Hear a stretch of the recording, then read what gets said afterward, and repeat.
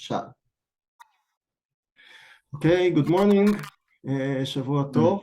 אנחנו בפרשת דברים, שבת חזון. The last one before תשעה באב, and בעזרת השם, the last one without בית המקדש. So we're starting a new chumash, and we're starting a long speech of Moshe. אלה הדברים אשר דיבר משה אל כל ישראל. And the midrash starts with halacha.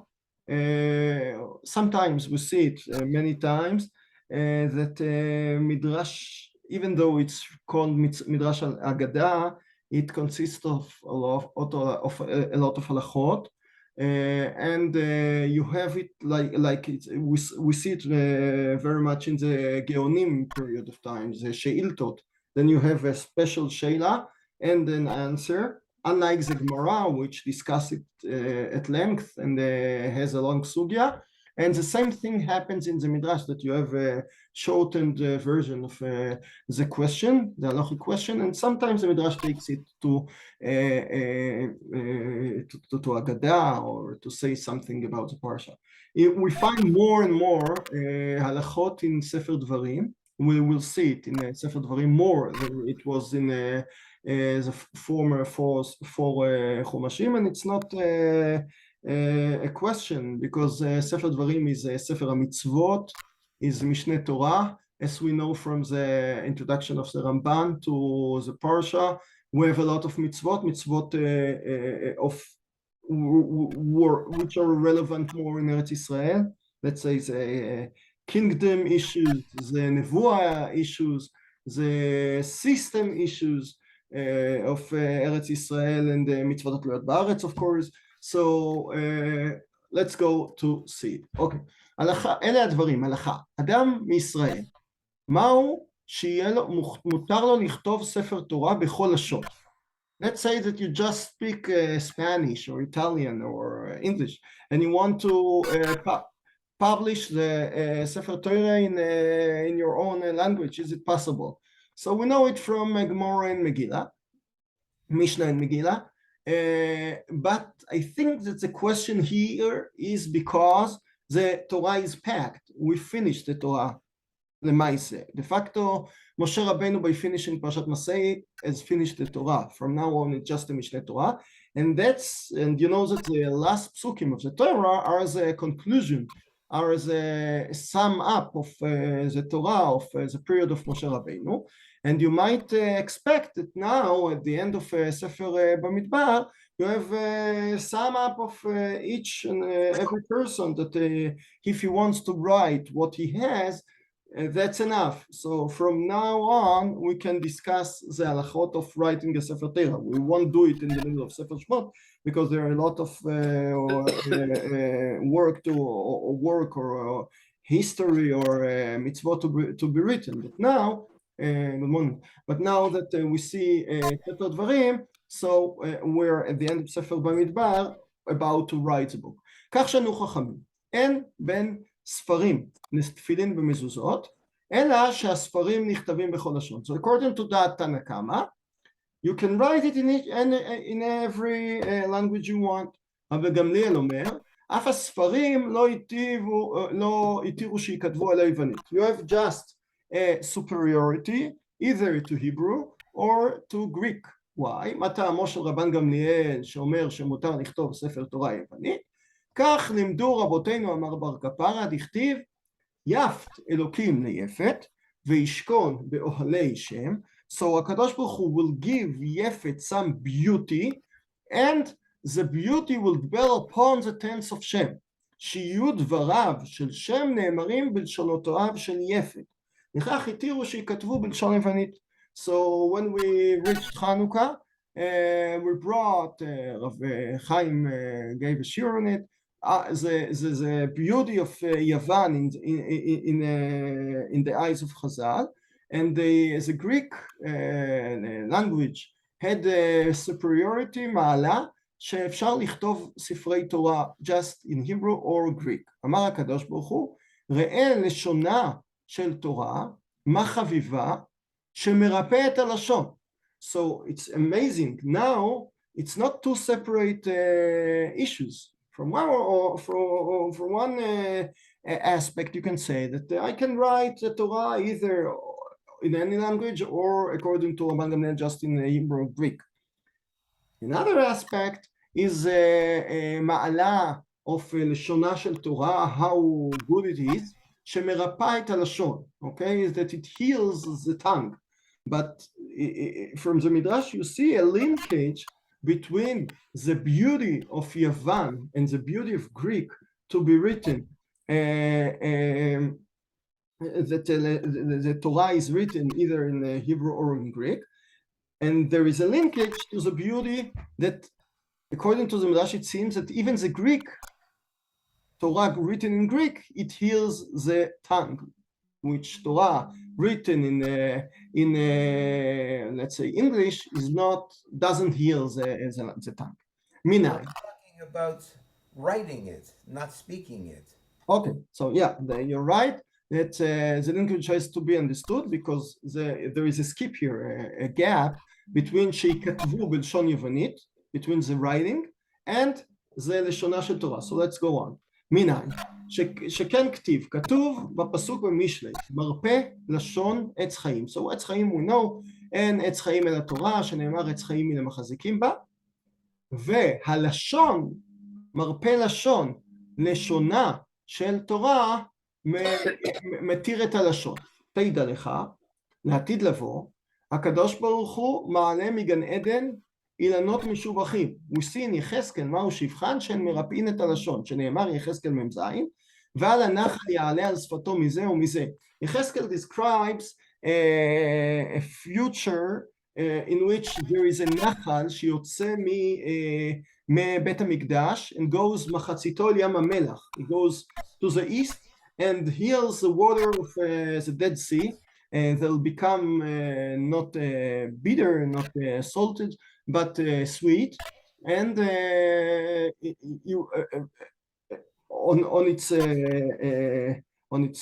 gadot, on its borders of the river, so you'll see nice and beautiful and good trees, fruits. מניין הרפואה של השור. So is he saying that the waters will give life to the Dead Sea? That's it.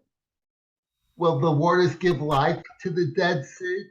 Yeah, that's Yechezkel says explicitly. Yeah, okay. yeah. That basically Yechezkel says there that the Dead Sea symbolizes the bad, or the storms, the lost world, the lost part of the world, the evilness that was in Avram's era, and but לעתיד לבוא, all the salted and the sweet will be united to just sweet. So what we know that HaKadosh Baruch Hu merapeh et amar, heals the bitterness or heals the salted, it will be in the future. And Yerushalayim, everything would come out of Yerushalayim. The spring that would come from Beit HaMikdash would heal the Dead Sea. That's explicit in Yechezkel Mem Zayin. But here, desalination. Pardon? So that's desalination. What does it mean? Sorry? Desalinating the water. Yeah. Okay. להפוך ממלח. Yeah, taking out, yeah. Actually, you know that I heard that the price of salt, you pay very little for salt, and I heard that you don't pay anything for the salt itself. You just pay for the what we call in Hebrew shinua, for the tracks, for packing it. It means nothing, so you cannot even relate to it as good.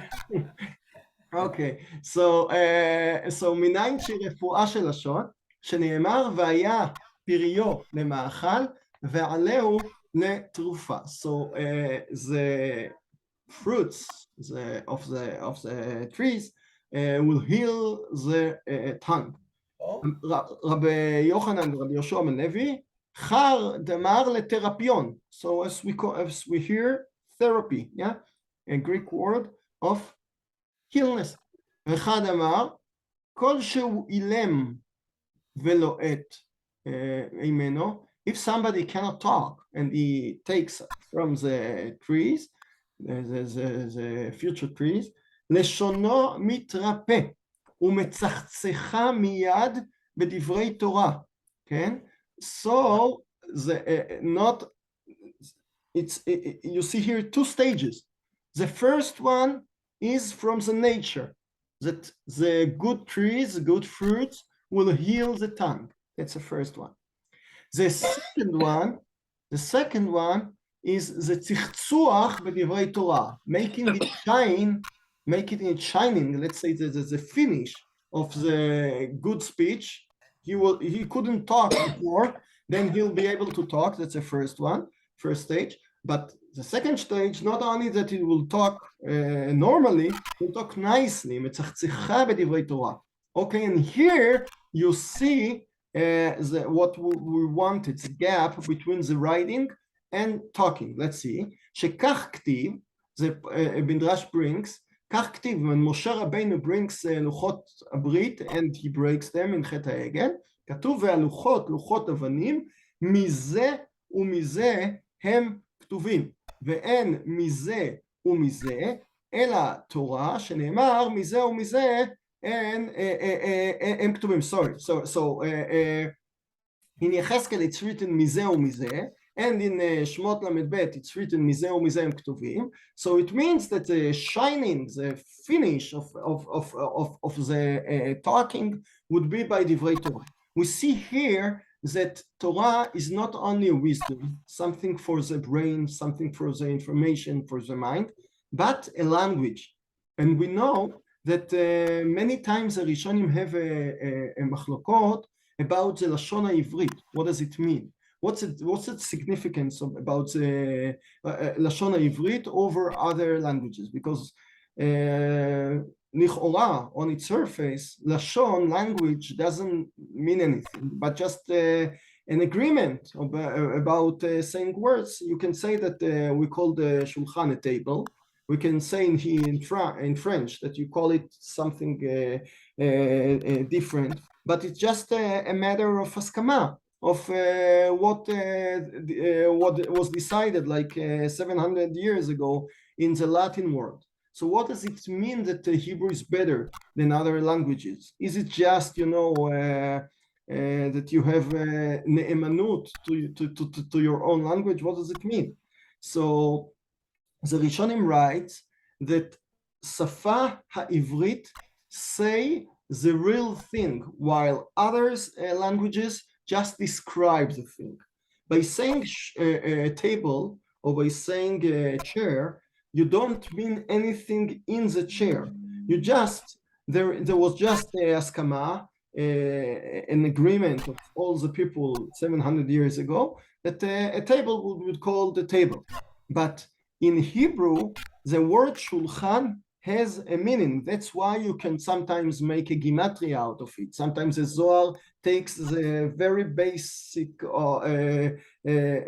principles of the world as the letters itself, and he makes them something that it symbolizes. Let's say Yitzchak is Ketz Chai, or a lot of things that we know like this, because the Hebrew not only describes, not when you hear a word in Hebrew, you understand what we're talking about, but it gives you the real things, the real explanation, the real description of the mahut, the essence of the thing. And that's kanir'eh happens not only in Hebrew, but somehow in Greek as well. That's why, according to Rabban Gamliel, the minimum of languages is to take the Hebrew. And that's why here you see that by talking in Divrei Torah is not that you can talk, that as we know that the Matan Torah healed all the people in the world, all the cripples, all the blind, all the dumb, whatever. No, it has a special meaning that it gives you a beautiful lashon, a beautiful language, because your own language is the only one who describes the thing itself and not just a description over the thing. That's why now by writing, you see here is a linkage between, because the word that the pasuk that Midrash uses is a mizehu mizehem ktuvim. He doesn't talk about the talking of Divrei Torah. He talks about the writing of Divrei Torah. And that's why if the Torah is written in Hebrew or Greek, so from the words themselves, when you learn them, when you say them, when you learn from the Sefer Torah, not only that you read the content and you have the tochen of what, okay, HaKadosh Baruch Hu spoke to Moshe, and Moshe spoke about the history of Mitzrayim, etc. Not, but the words themselves have meaning, have a meaning, and that's why there is a linkage between how it's written and how it's said, and apparently the Greek and Hebrew have both superiority over the other languages. Let's finish. But if you say it's superiority, it's not. That doesn't necessarily mean an invalidation of others. It doesn't mean. Yeah, but the word superiority wasn't right. Yeah, it's just beautiful a lot. Do we really care how beautiful it is? What does the word beauty mean when talking about this? Okay. Does it make you feel good? I mean, what's the purpose of the beauty? So usually when it's a good question about Greek, because usually when we talk about Yavan, we talk about the external beauty, the aesthetics of Greek, how nice it is, how wise it is, how philosophical it is. Here I think that the Midrash doesn't extrapolate it, it just brings it. But I think that beauty here is something inner, something that it's really beauty because it's not a part of aesthetics, it's a part of real meaning, of you touch the real thing. How come you don't see that? Pardon? I mean, Greek doesn't look like anything to me. It looks like Greek. Neither to me. Less. Neither to me, but somehow Chazal in their era understood that the Greek over other languages. I don't know about the development of other languages out of Greek. Maybe sometimes you hear the beauty. Let's say when you hear French, you hear that it has a nice sense of language. I cannot explain it, but when you speak Spanish, you hear how speedy it is and how easy it is. Okay, so each language has its own beauty, but I think that Chazal... French sounds beautiful, but German sounds harsh. Yeah, German sounds like very, without the history of Germany, of course, right. It sounds like very heavy languages. It's fitting for the Yakin. Yeah, and you hear there are a lot of what we call binyanim and you. It's very complicated in German, and it's a heavy language. If you use 20 letters of a word, it's heavy, and you cannot neglect it. But here, I don't think that Chazal speak about how nice it sounds and how it's spoken.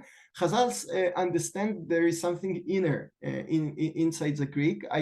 Here is Chazal doesn't explain what it is. It just takes as an axiom. So please tell me. So when at the time of Yeshua they wrote Shivim Lashon, the whole Sefer Torah of Shivim Lashon on the stones, is Greek among them? Sure. There was Greek then? That's a There was no Greek then. And maybe I don't know. I don't know any source that relates to which exactly were the Shivim Lashon. Maybe there is. But yeah, Chazal sees beauty from Yefet. Okay, so that Chazal doesn't mean to the Greek. I say Greek. Like Chazal mean Yefet's beauty.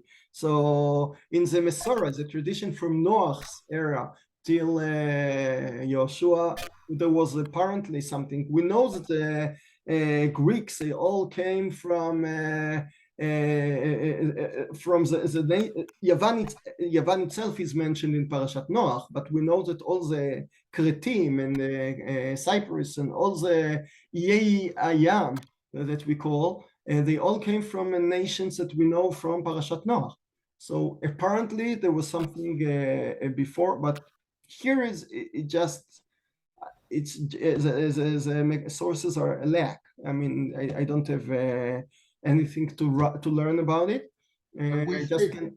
the English we speak and the English William Shakespeare spoke are not the same, but it's still English. English. It's still English, yeah. But apart, you can see that the Shakespearean English is very nice. Is very not just the content, the way he speaks. Just one sentence from it, you hear that it's nice. So we can feel that there is a high Hebrew, high English, שפות גבוהות, and daily spoken languages. But as I said, I don't think that it's just beauty. Shakespearean English is nice, it's beauty, but it doesn't have any meaning. I mean, it's very nice to the words that he uses and the old English that he uses, but it doesn't say anything new. I mean, yet he's very wise. So the sifrut out of it is very nice, but it's not something shone ba'ilchut. It's not something different b'mahut, in essence. So is the Sefer Torah written in Yevonit have kedusha? Right? Yeah. Does it require to be buried? Sure, everything. Yeah. Everything.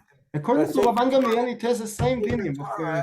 A Sefer Torah written in English, does it require kfura? According to the halacha, according to Rabban Gamliel, no, just in Greek, in Hebrew. That you see, it's the kedushat haktav. Okay. Yeah, this would also mean that if you go to a shul in Athens and you listen to Kriyat Torah and they read Greek, you're Yotzei Kriyat Torah, even though because you might not understand it, but the natives do. נכון. Okay. And as we know from Megillah, it has to be either written and read, otherwise it's בעל פה, right? So it's ממש Greek. Okay.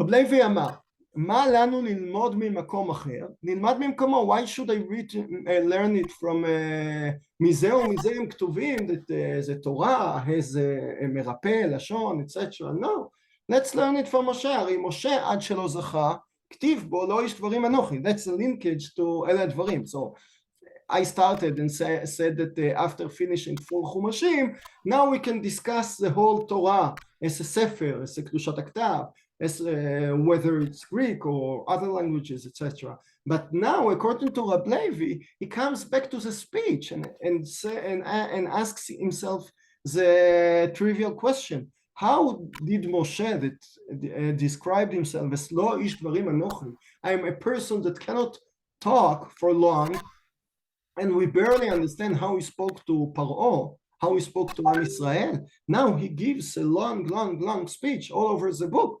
How he is like Martin Luther King. How is it possible? so Reb Levi himself, it's a question that every darshan uses, but the Midrash himself answers, כיוון, הרי משה עד שלא זכה כתיב בו לא איש דברים אנוכי, כיוון שזכה לתורה, נתרפא לשונו והתחיל לדבר דברים. So it's interesting that the way of aspect of the Midrash, when did Moshe זכה לתורה? What does it mean זכה לתורה? זכה לתורה when he was born, זכה לתורה when he got the Torah from Mount Sinai, maybe. So why is it here? So it's clear that the Midrash understands that one of the two, either that Moshe from Mount Sinai became like the best speaker of the world, we just didn't, he doesn't have any chance till now to speak because he was busy with Chet HaEgel, with Meraglim, with Korach, etc. And now he has the time, but that's apparently not the explanation. But I think that from the Midrash himself understands that from now on, by finishing the Torah, so Moshe can talk. And here you see again that you cannot use Torah orally to talk till you have Torah written. Meaning to say that Moshe, by saying, by teaching, by learning, by ordering Nesochim in Parashat Shlach, או פרשת שמיטה ויובל בהר בחוקותיי, he wasn't זוכה לתורה, because then he just gave orders of הקדוש ברוך הוא, specific מצוות.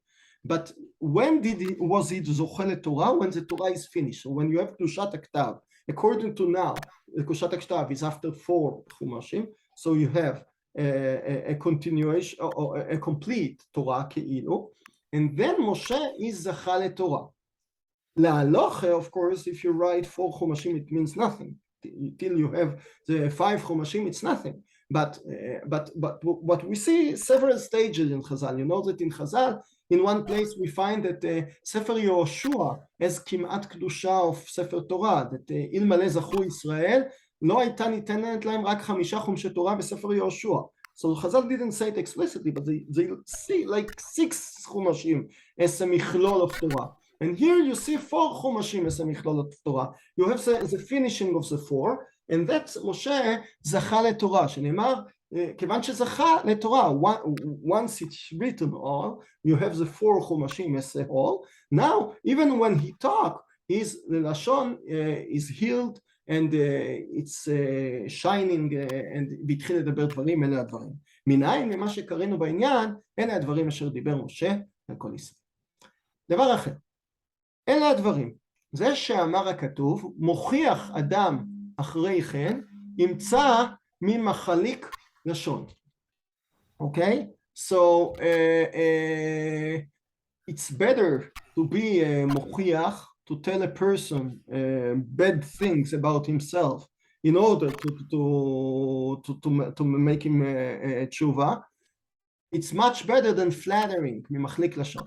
רב פנחס בשם רב חמה בר חנינא אמר, מוכיח זה משה, אדם, אלו ישראל שנאמר, ואתם צוני, צאן מרעיתי, אדם אתם. So עם ישראל is called אדם, זה מוכיח בשער, what's word, is משה in ספר דברים, he gives them a lot of תוכחס.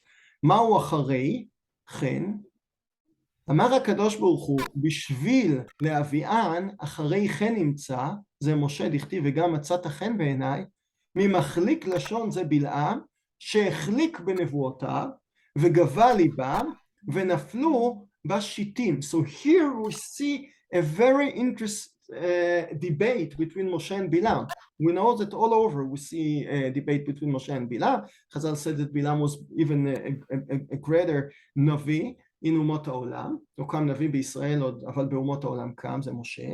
But here you see very interesting. We usually think that Bilam tried to curse all over Parashat Balak. He didn't succeed and he blessed.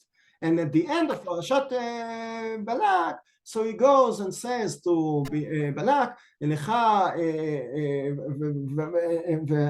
I'm going to go back to Midian, to Moab, so I'll tell you how to make them sin in the Shittim. But now the Midrash understands that the Shittim chet was a cause of gaiva, not of shiflut. Usually we think that it's just a matter of shiflut, of znut, of avodah zorah. No, here it's a matter of ga'ava. So hechlik benevuratav, he flattered Am Yisrael by his blessings. Am Yisrael was so proud of himself that he really thought that I deserve everything that he says. Yeah, he tells me, Am nevadad lishkon, what a nice shevach. Moshe Rabbeinu is the opposite. Instead of saying how nice you are, and you know, in the 21st century, we always say to educators, you have to tell the students not how bad you are, how nice you are, and to encompass them and to hug them. But Moshe Rabbeinu is not like that. He really says explicitly what you are, and he expects you to be better. אחרי כן נמצא, so דווקא משה רבינו, usually what's nice to the people, of course Bilam, because it's flattering. No, the flattering caused gaiva and the cause of the shitty. משה רבינו is גם מצאת חן בעיניי, is תוכחה is very good. דבר אחר, מוכיח אדם אחרי, אמר רבי יהודה בר סימון, מהו אחרי? אמר הקדוש ברוך הוא, כביכול משה הוכיחני אחר ישראל, והוכיח לישראל אחריי. Okay? So there are two stages. One, that Moshe Rabbeinu let me, HaKadosh Baruch Hu, leochiach, and he stops me, tells me it's enough, it's enough. But he, let's say, if it's so enough, so why does he go to Am Yisrael later and gives them his own תוכחה? לישראל אמר אתם חטאתם, לקדוש ברוך הוא אמר למה יחרה אפך בעמך. So it's interesting, Moshe Rabbeinu permits himself to tell HaKadosh Baruch Hu, stop, enough said, I'll deal with it, but don't relate to the chet. But when he comes himself to Am Yisrael, he talks as he is a HaKadosh Baruch Hu. He talks about אתם חטאתם, חטאה גדולה, ועשיתי לכם איזה עגל זהב. So כאילו משה רבנו takes כוח of HaKadosh Baruch Hu. Once you stop HaKadosh Baruch Hu, you should have expected from yourself to stop. מהו למה? אמר רבי ירמיה, בשעה שעשו ישראל את העגל, ביקש הקדוש ברוך הוא לחלות שונאיהם של ישראל, חס ושלום, סגי נאור, אמר להם משה רבינו, ריבונו של עולם, העגל הזה טוב הוא, נסייע לך. No, I'll find good things in the עגל. משה רבינו takes the role of the בעל שם טוב. אמר הקדוש ברוך הוא, מה מסייע לי? אמר לי משה, אם אתה מוריד גשמים, הוא מפריח טללים. אתה מוציא את הרוחות והוא את הברקים. So you have עוזר, auxiliary person. You do something, he helps you. אמר לי הקדוש ברוך הוא, are you all right? אתה טועה בעגל? You really think that he helped me somehow? אמר למשה לפניו, ריבונו של עולם, אלא למה השם יחרה אפך בעמך?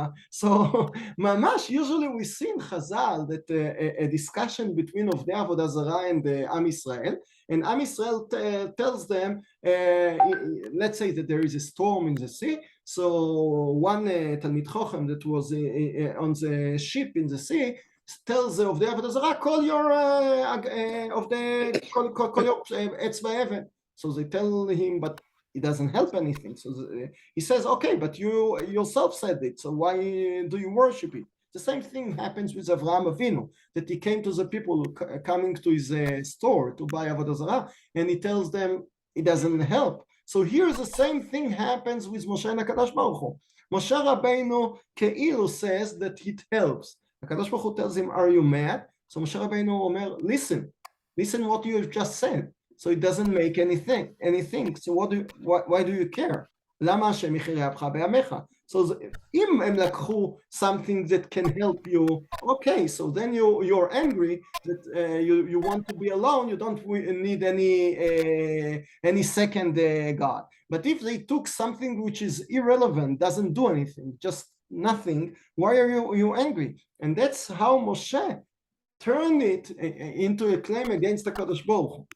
אבל לישראל הוא אומר, אתם חטאה חטאה גדולה, but it doesn't help, prevent Moshe from giving עם ישראל the speech of תוכחה. אמר רבי יהודה ברבי סימון, משל למה הדבר דומה, then with that we'll finish, למלך שכעס על אשתו טרפה והוציאה מביתו. He was so angry, he kicked her out of the house. שאמרו בו השושבינים, הלכו אצל המלך, אמרו לו, המרי, כך אדם עושה לאשתו, מה עשתה לך? הלכו אצלה ואמרו לה, עד אימת את מכעסת אותו. So it's ממש like, as we know from Aharon, that you came to two people fight, and each one he told him that your other one asked for your pardon. So the same thing happens here. He goes to the king, says, okay, she didn't do anything, and to her, she said, are you mad? Why do you make him angry so much? קדמותךו, תניותךו. So is it a way to behave before and after? We haven't heard such a behavior. אף משה כשהלך אצל הקדוש ברוך הוא אמר לי, למה השם יחרה אפך בעמך? לא בניך.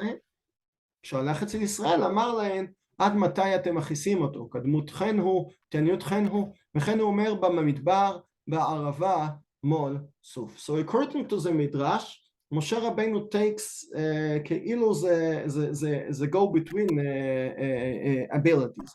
That he goes to HaKadosh Baruch Hu, tells him one thing, he goes to Am Yisrael, takes him, tells them the opposite, and it's it's both true, because he makes shalom. Kadosh Baruch Hu, he soothes his chaos, his anger, and with Am Yisrael, he mochiach otam and makes his job as the not nice person, but the true one in the gate.